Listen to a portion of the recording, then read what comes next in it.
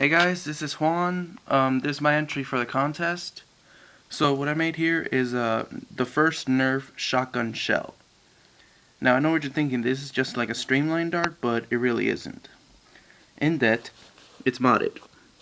Go ahead, take off the little cap, and inside, this is actually a shell. Inside there are 3 BBs, and then here in the back there's a hot glue tip holding the BBs in.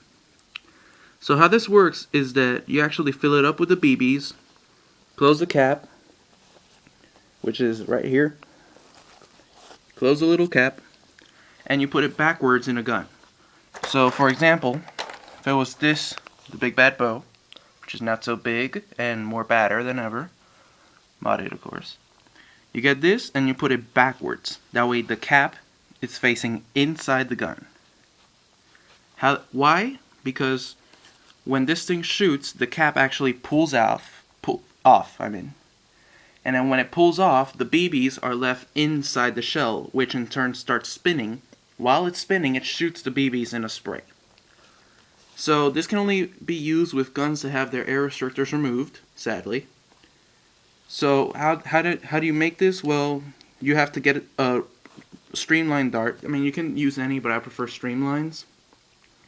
And you gotta make sure it's an old dart, that way you don't just waste a dart.